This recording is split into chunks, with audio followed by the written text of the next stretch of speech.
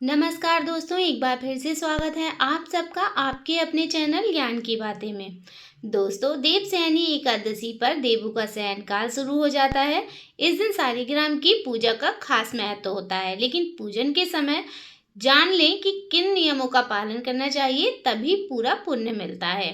देवशयनी से भगवान विष्णु पाताल लोक में राजा बलि के यहाँ 4 माह के लिए निवास करते हैं। इन 4 माहों को चतुर्मास कहा गया है, जो देवउठनी एकादशी पर समाप्त होता है।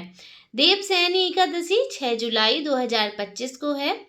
एकादशी भगवान विष्णु को समर्पित होती है। ऐसे में इस दिन श्री कृष्ण के अलावा शालिग्राम रूप में भी विष्णु भगवान की पूजा की जाती है और उनका बहुत महत्व होता है। क्योंकि देवउठनी एकादशी के दिन जब भगवान विष्णु निद्रा से जागते हैं, तो माता तुलसी और शालिग्राम जी का विवाह संपन्न कराया जाता है। विधि विधान से उनका पूजन कराया जाता है। चलिए जानते हैं देवशयनी एकादशी पर शालिग्राम जी की पूजा कैसे करनी चाहिए और क्या नियम होते हैं। देवशयनी एकादशी के दिन सूर्योदय से पहले उठकर स्नान करें, सूर्य देव को जल चढ़ाएं, फिर भगवान विष्णु के समक्ष व्रत और पूजा का संकल्प लें। पूजा स्थल पर गंगा जल छिड़क कर उसे साफ करें। पूजा की चौकी पर पीला कपड़ा बिछाएं, शालिग्राम जी को उस पर स्थापित करें। शालिग्राम जी का पंचामृत से अभिषेक करें, फिर शुद्ध जल और गंगा जल अर्पित करें। शालिग्राम जी को पीले वस्त्र पहनाकर उनका चंदन और आभूषणों से श्रृंगार करें। रोली, मौली, हल्दी, गुलाल, अबीर, फूल, फल, धूप, दीप, कपूर और नैवेद्य, इन सब चीज़ों से पूजन को पूजन में ये सब चीज़ें आपको शामिल करनी हैं। केला, पंचमेवा, पंजीरी, पंचामृत से किसी भी व्यंजन का भोग लगाकर आप किसी भी व्यंजन को भोग के रूप में आप लगा सकते हैं। इसमें तुलसी दल जरूर डालें। ओम नमो नारायणाय नमः मंत्र का जाप करें। देवशयनी एकादशी की कथा पढ़ें और आरती के बाद पूजा में हुई गलतियों की क्षमा याचना करें।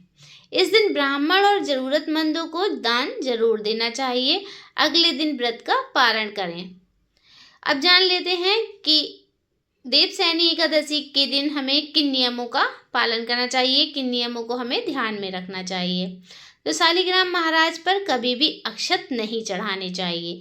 शास्त्रों में इसकी मनाही है, लेकिन अगर आप ऐसा कर रहे हैं तो चावल को हल्दी से पीले रंग से रंगने के बाद ही अक्षत अर्पित करें। तुलसी के बिना शालिग्राम जी का पूजन अधूरा रहता है। जिन घरों में शालिग्राम जी की पूजा होती है, वहाँ तामसिक भोजन ग्रहण नहीं करना चाहिए, इससे दोष लगता है। घर में सिर्फ एक ही शालिग्राम की शिला होनी चाहिए।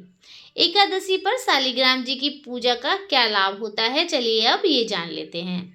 मनुष्य के सारे रोग और संताप नष्ट हो जाते हैं और वो सुख समृद्धि प्राप्त करता है। घर परिवार में अशांति और कलह दूर हो जाती है। कहते हैं जहाँ भगवान शालिग्राम की पूजा होती है, वहाँ श्री हरि विष्णु के साथ साथ माता लक्ष्मी भी निवास करती हैं। तो दोस्तों, यही थी आज की जानकारी। आशा करती हूँ आज की जानकारी आपको पसंद आई होगी। अगर पसंद आई हो तो वीडियो को लाइक शेयर करें और आपके अपने चैनल को सब्सक्राइब करें। जय श्री श्याम।